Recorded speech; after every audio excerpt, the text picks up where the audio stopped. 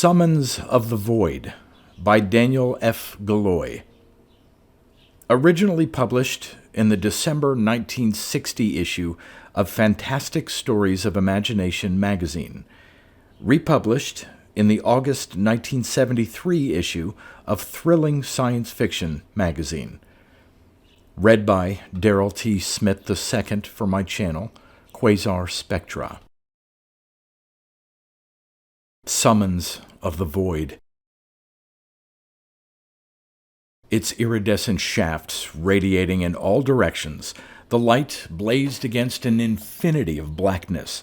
It was at the same time both blinding and almost imperceptibly dim, and the sound that filled the void, along with the soft yet harsh rays, was a deafening symphony commingled with all the dissonant noises ever made. Still, he heard it as but an embarrassed whisper, lost in the cavernous silence of a great cathedral. The music-like sound and the restless light came from everywhere, yet they came from nowhere. Alone, he faced the unnatural, endless night that, with all its terrifying implications, challenged his sanctuary of illumination. Abject fear forced him closer to the light, and, like a moth fatally hugging the flame, he drew courage from the warmth of its rays. Hugo Vanderloff, bowed under the weight of humility, stood before the broad, glass-surfaced desk. Dejection was manifest in the slope of his bony shoulders, the downcast gaze of his eyes, the characteristic unkemptness of his thinly scattered gray hair. "I wouldn't be imposing on the university, Dr. Whitmore," he pleaded. "I could scrape together whatever I need." "I'm sorry, Hugo," President Whitmore said distantly, "but it's been years since we've received any grants for even legitimate research." Whitmore, tall and severe, seemed emphatically young, particularly in the other's presence, young and smugly self-sufficient. "But it's not a matter of financing an ambitious project." Vanderloff leaned forward, his gnarled fingers splayed upon the desk. "I could improvise all the apparatus." Pivoting around impatiently in his swivel chair, Whitmore stared out the window, opposing fingertips raised steeple-like before his face. "Dr. Vanderloff, you are ignoring the dignity of this institution, even your own personal dignity. You are director of our physics department, not our paraphysical or metapsychological department." "But sensory perception is basic.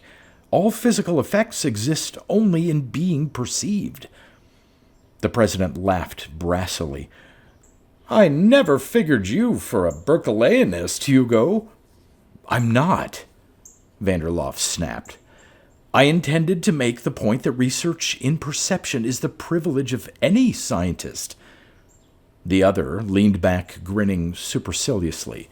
"And you'd like me to authorize a project so you can amuse yourself in a little game of, clairvoyant perception?" Whitmore's voice dipped to give disdainful emphasis to the last two words. Vanderloff closed his eyes and began forbearingly. "I'm convinced there must be means beyond the senses of reaching the isolated island of the individual mind. Present research fails to consider that supernormal perception might be achieved artificially." Whitmore swiveled toward the window again and clasped his hands behind his head. "Perhaps some form of modified light or sound might stimulate extrasensory perception," the physicist went on hopefully. "After all, sight and hearing are merely two resultants of the same physical process, vibratory propagation. Somewhere along the sonic electromagnetic spectrum there may be a wavelength or a combination of frequencies that can be received directly by the mind." Whitmore cleared his throat finally. "And you want to build an apparatus that will emanate on many different frequencies and see whether you can't intercept those emanations physically, so to speak?" Vanderloff nodded eagerly. "The answer?" said the other with an ostentatious display of self-restraint, is no. Despite his utter disappointment, Vanderloff paused outside the president's office and wondered how violently Whitmore would have reacted had he known the true objective of the proposed research. Clinging to the poignant recollection, he savored his respite from the abysmal infinity of blackness. For a brief moment, he had been swept up almost bodily into the former reality of the incident and had forgotten his frantic dependency on the light sound for security against the awful, interminable night. But the edge of the boundless void closed in upon him again, and he embraced the soft, iridescent rays even more desperately. This, then, must be the experiment. He must have successfully invaded the paraphysical research field. He must, even at this moment, be proving that at least one frequency of sound or electromagnetic oscillation or some chance combination of both could be received directly by the intellect. But why was he so hopelessly lost in the experience? Why was there this sense of utter physical detachment, of timelessness? It was as though he were trapped in the extrasensory light-sound emanations. And what was it that so urgently required him to leave the sanctuary of the light and music and venture into the terrifying, silent darkness? What must he search for out there? He nagged his memory for additional details of the ephemeral past, but it was as though his entire personal history consisted of the one incident wherein he had made, and was refused, an humble request for research privileges. The soft yet harsh light was fluctuating now, wavering and steadying, strengthening and diminishing, and the somber music had become erratic, as though someone were violently twisting the volume control of an amplifying circuit. Both the rays and the sound almost faded completely several times, leaving him horrified before the sudden onrush of timeless night. Abruptly, he wondered whether the fluctuations might be some sort of signal. Then, quite suddenly, he was certain they were. He wouldn't have provided a supersensory highway into the mind without having incorporated a means of communication along that road. Then he tensed, ignoring even his anxiety over the signaling light sound, for another fragment of past experience was unfolding. "You're going to go ahead with it anyway?" Without replying, Vanderloff stared thoughtfully at the instructor, almost envying him his youth and vitality. "Yes, John," he answered, finally. "I'm afraid I am. This will probably be my last chance to use the equipment. Whitmore's going to retire me in another year. I'm sure of it." John Barnett wedged a cigarette between his lips and let it hang there unlighted. "What sort of equipment do you need?" "This room, chiefly." Slowly, the physicist glanced around the large basement compartment. "Used to be a reactor here at one time, so it's well shielded. It'll block off any emanations that might get loose and give us away." Barnett plucked the cigarette from his lips and frowned. "But the shielding, won't it defeat the purpose of the experiment?" "Not at all." Vanderloff smiled indulgently.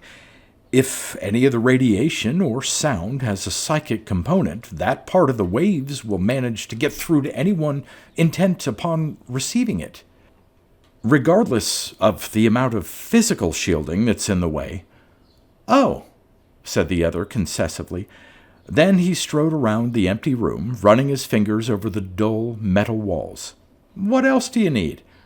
"A whole range of generators, transmitters, light-producing devices. I want to cover as much of the electromagnetic spectrum as I can, beginning with visible light, ultraviolet, infrared. We'll also get into various X-ray frequencies and some of the harder radiations. Then we'll go in the other direction along the band, heat waves, short and long radio waves, and possibly some of the untested frequencies. All this stuff will be going on at one time?" Not necessarily, but we'll keep as much of it in operation as we can without drawing excessive power. We'll work the units in combinations, and we'll be dabbling in the sound spectrum at the same time, hitting as many wavelengths as possible, from extreme supersonic on down into the bottom frequencies. The younger man looked around and laughed. It's going to be a madhouse in here. Not too much. There'll be a semblance of order. I'm going to use the same sonic impulses to modulate the electromagnetic radiations. Whatever equipment is in use at any one time will be in harmonious phase. Barnett ground his cigarette out under his heel. When do we start? You mean you'll help? Vanderloff asked, surprised. Try and stop me. You could get in trouble. With me, it doesn't matter. I'll be out of here one way or another within the next year. Knowing Whitmore, I'd say getting booted from these hallowed halls could be a blessing. Vanderloff offered a faint, tired smile of appreciation. I've been putting aside the equipment for years. All we have to do is assemble it. What sort of system do we follow? You stay here and twist dials, shift frequencies, vary combinations of generators and transmitters.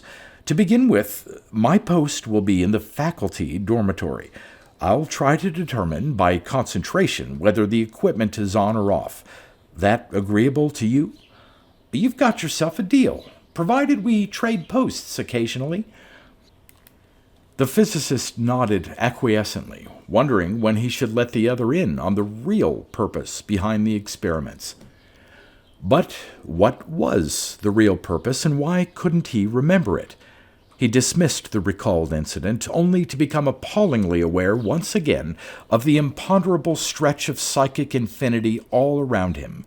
He recoiled from the vast blackness and sought out the musical light. But he was no longer on the edge of infinity.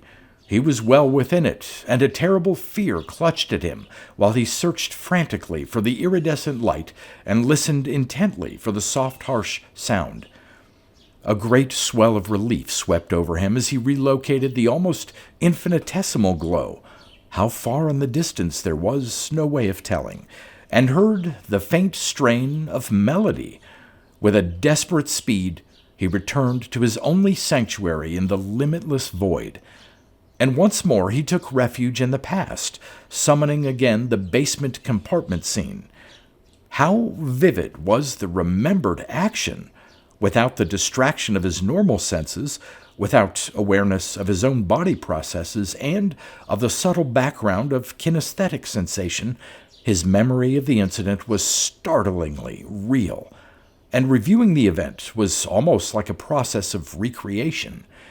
This time, as he watched himself and the young instructor leave the room, his attention was attracted by a curler of smoke that drifted up from the floor. It came from the cigarette which he thought Barnett had ground out under his heel. A draft from the ventilator fanned the spark, and it drew fuel from the oil stain in which it lay. Confused by the deceptive illusion of reality, he worried that, should the stain in a nearby puddle of oil ignite, attention might be drawn to the almost forgotten compartment, and the university might decide to put it to use. Then there would be no chance to carry out his planned research. He willed the spark extinguished, and it immediately died out, sending up a final wisp of smoke. But, he wondered puzzledly, how could he reach into his memory of a scene and alter its former reality? Then he realized it must have merely been a delusion. Probably the glowing cigarette had actually been crushed out successfully when it was first thrown away, and he was only now imagining it had continued to burn. "Dr. Vanderloff!" From the immensity of the void, his own name boomed at him with the force of a million voices, and he cringed from the awful impact of the overwhelming sound. "Dr. Vanderloff! Answer!" It was the voice of the light crying out arrogantly against the boundless psychic sea of blackness. It was a recurrent, whispered theme of the music, a blend of sound and illumination that spelled out his name again and again. The light flickered frenziedly, and the melody erratically swelled and faded, surging proudly in volume and plunging humbly back down to an almost whispered pianissimo. And the darkness pulsated in a counter-rhythm, lunging inward upon the light only to retreat again, like a sea falling away from the beach.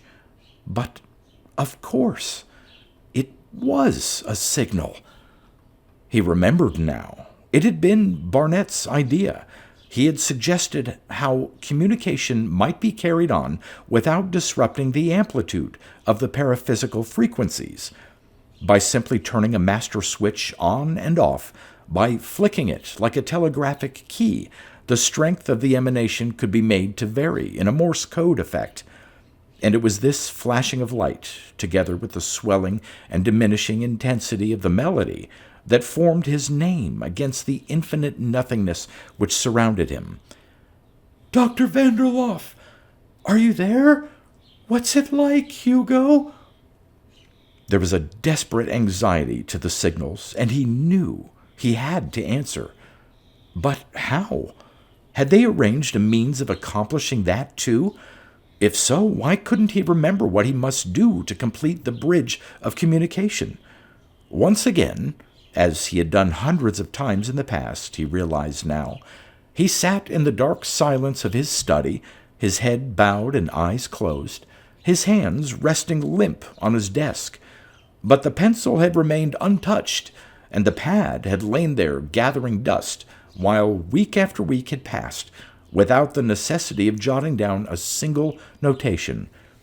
He tried to lock all other considerations out of his mind, but his thoughts kept returning impatiently to the basement room, to the young instructor who was feeding the modulating sound waves of the symphony into bias circuits of the transmitting units.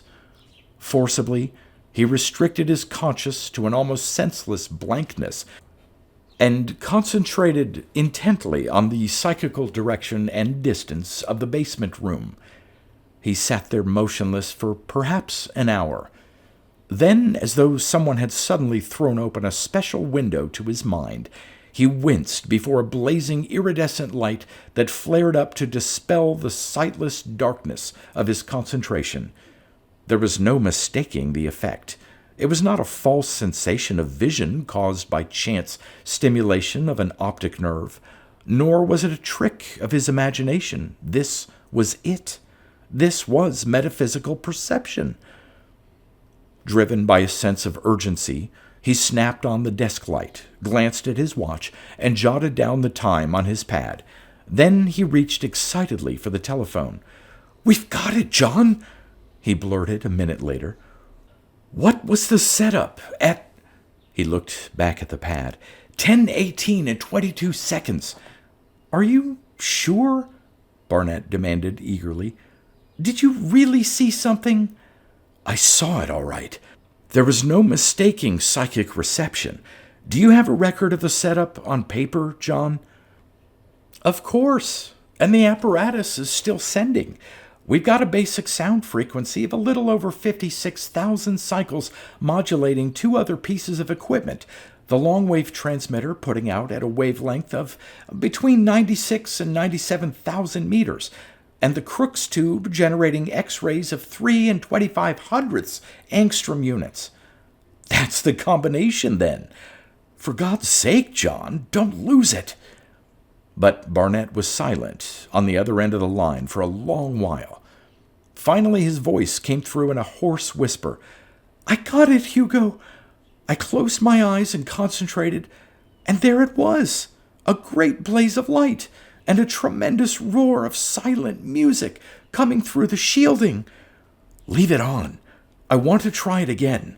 Then I'll be right over."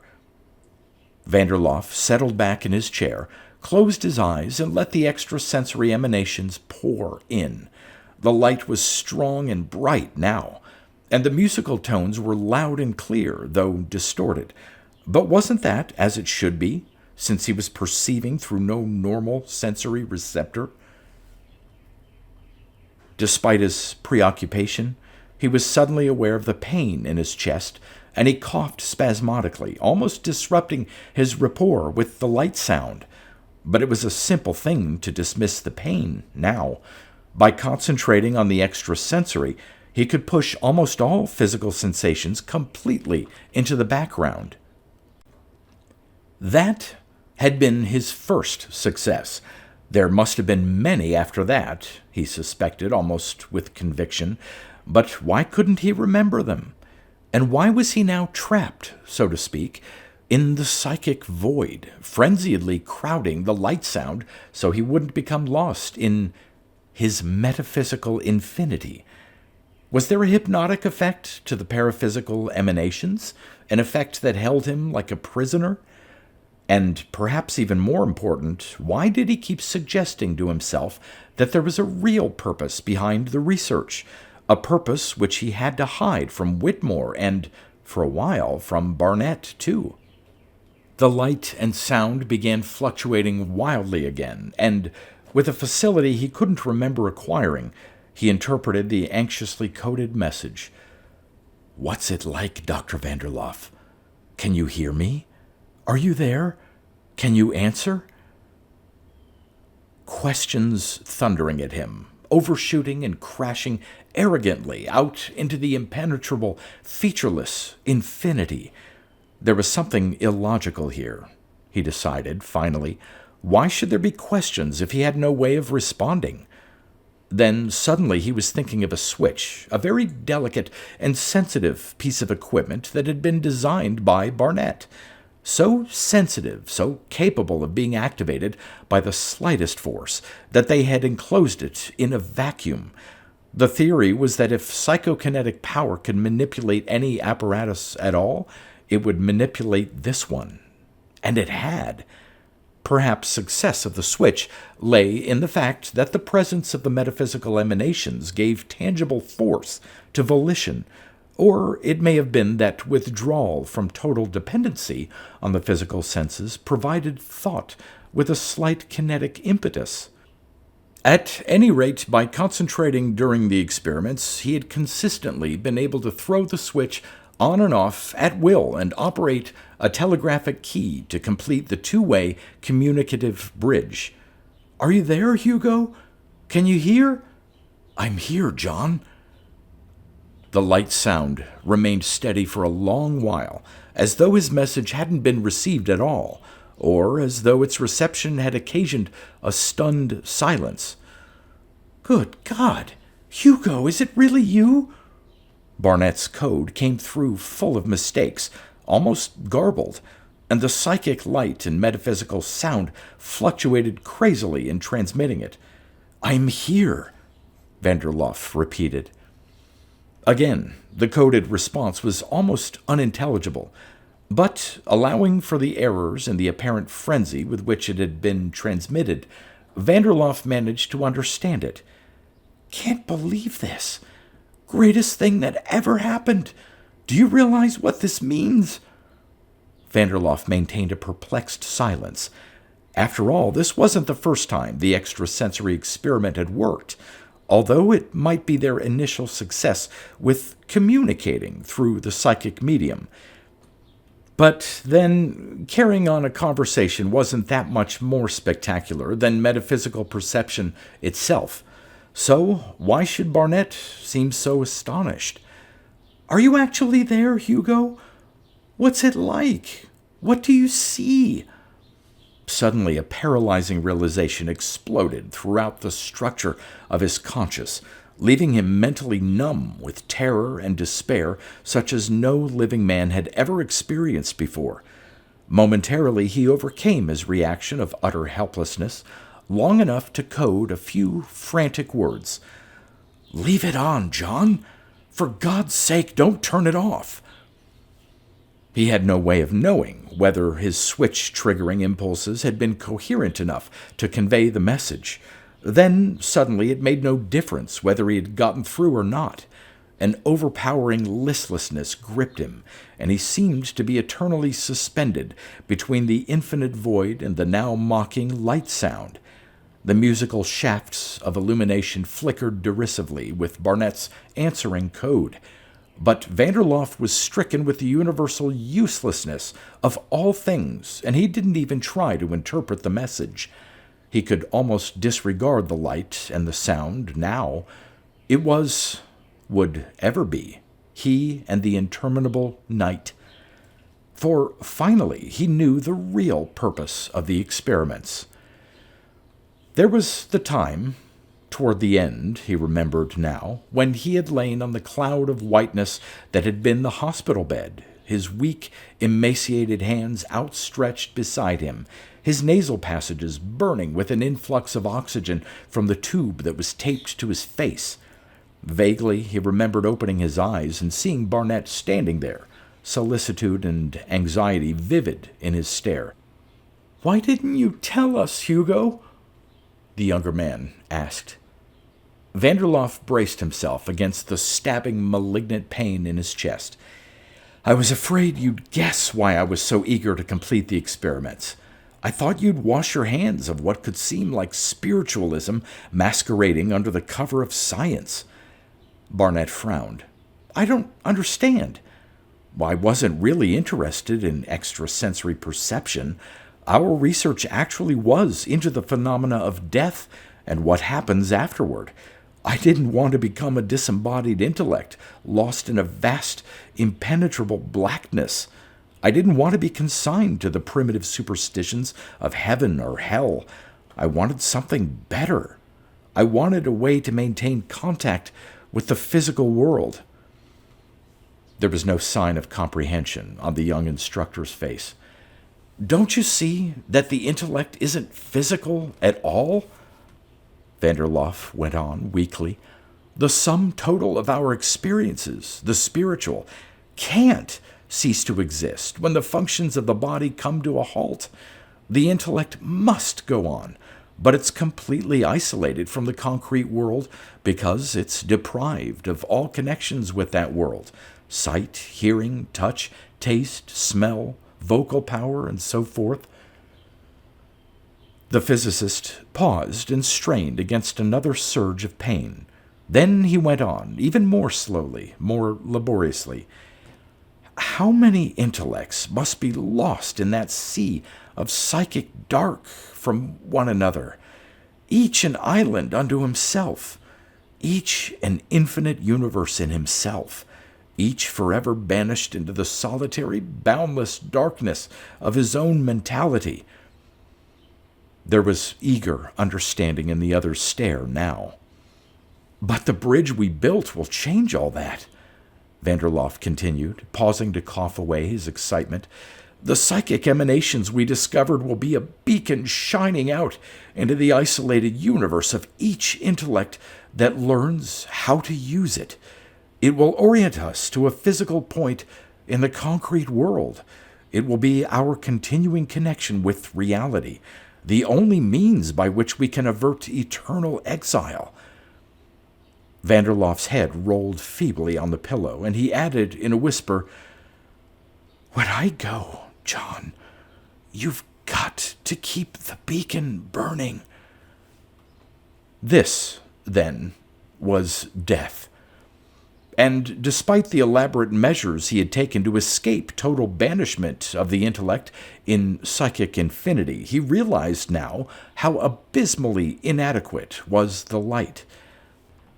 What benefit could he expect from perpetuating such meager contact with the physical reality of the living? What could he gain other than the hollow realization that he was in communication with the mortal world? Reality had nothing to offer his metaphysical self, and if he should cling obstinately to the light sound, the Stygian infinity which he had so desperately tried to avoid would always be there waiting for him, waiting for the moment when his mortal counterparts might fail to maintain the beacon.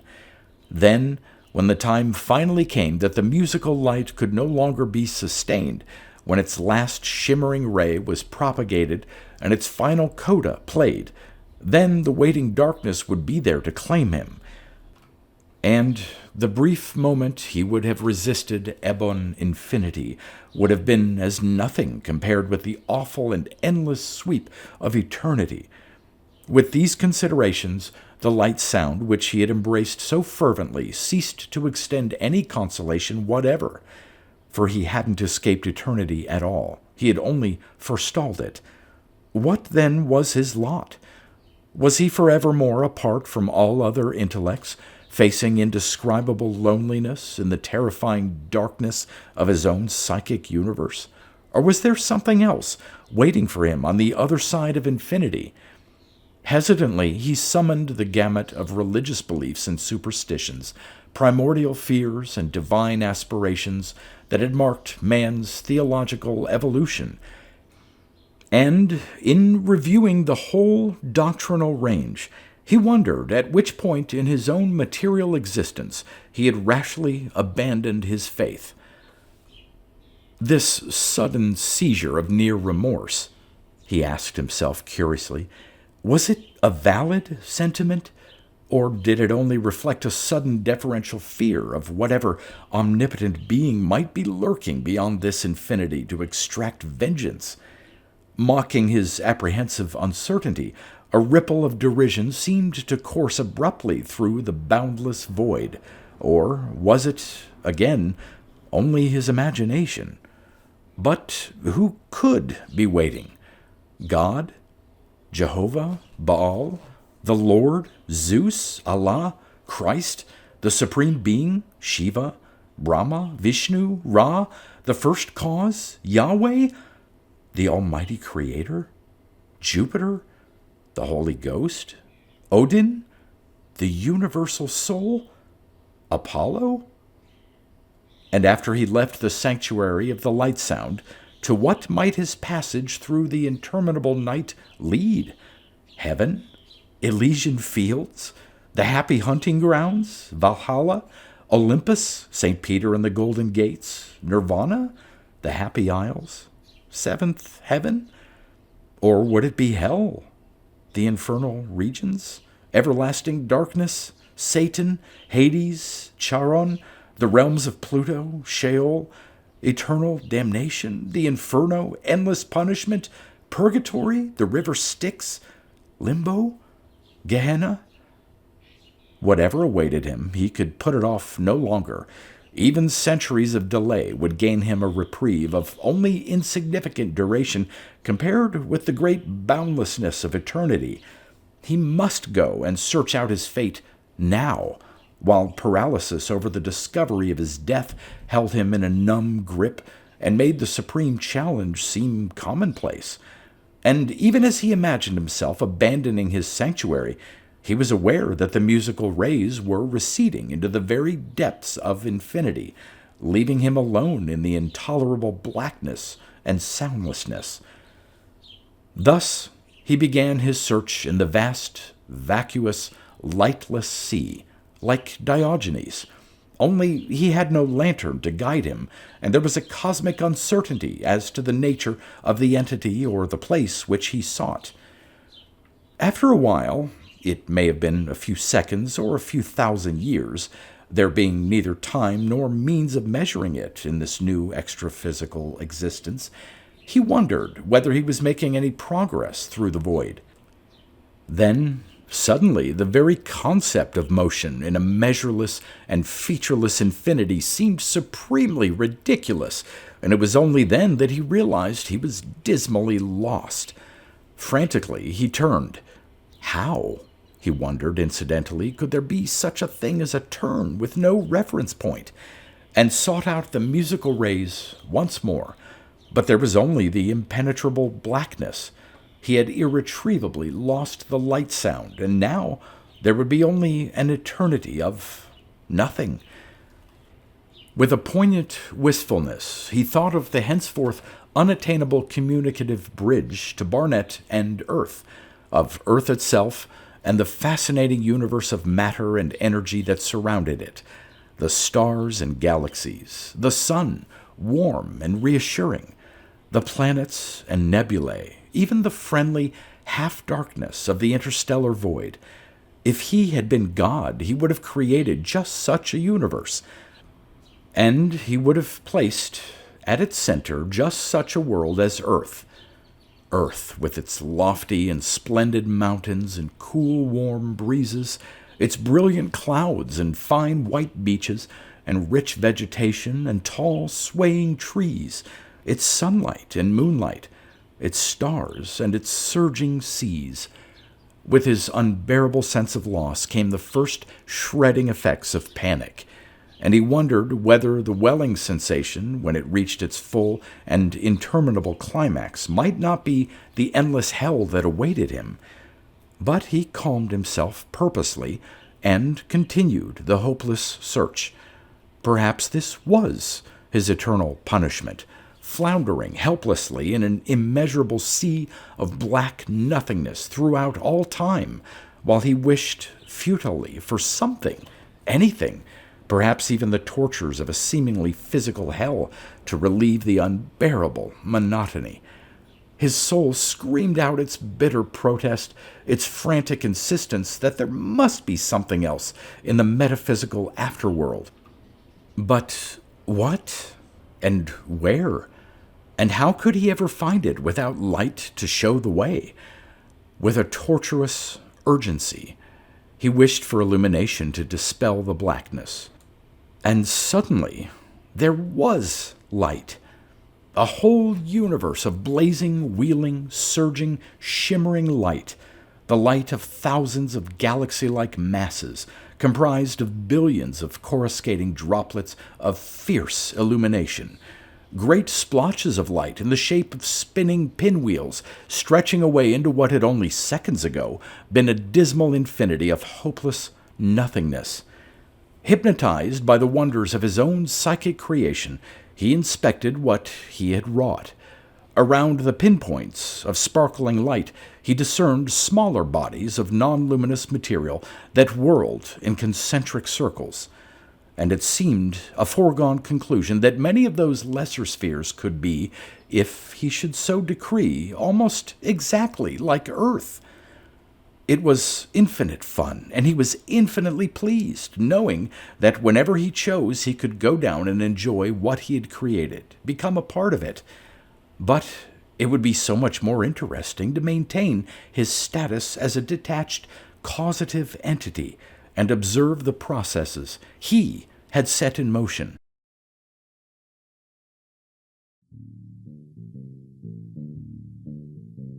You've been listening to pre-1990s speculative fiction readings with a highlight on science fiction by Darrell T. Smith II.